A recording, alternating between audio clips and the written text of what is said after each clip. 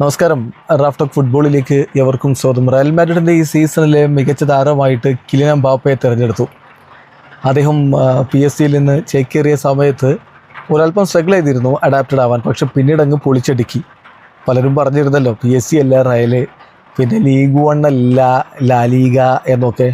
എംബാപ്പയ്ക്ക് എല്ലാം ഒരുപോലെയാണ് എന്ന് കൃത്യമായി കാണിച്ചു തന്ന ഒരു ഇയറാണ് കടന്നുപോയിരിക്കുന്നത്. അപ്പോൾ എംബാപ്പെ ആ ഒരു ബെസ്റ്റ് പ്ലെയർ പുരസ്കാരം നേടിയതിനു ശേഷം പറഞ്ഞിരിക്കുന്ന വാക്കുകളിലേക്ക് നോക്കാം.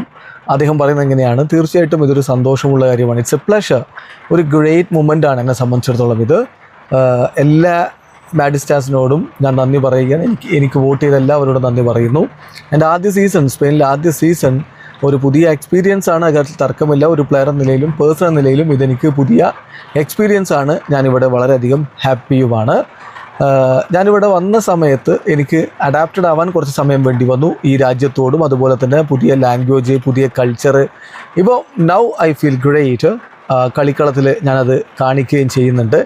അതോടൊപ്പം തന്നെ ക്ലബ്ബ് വേൾഡ് കപ്പ് എന്ന് പറഞ്ഞാൽ അത് ആദ്യമാണ് ഇത്തരത്തിലുള്ളൊരു കോമ്പറ്റീഷനിൽ നമ്മൾ കളിക്കുന്നത്. ഇതൊരു ഫസ്റ്റ് ടൈമാണല്ലോ ഇത്ര ബൃഹത്തായ ഒരു club world cup. So we are really looking forward to it.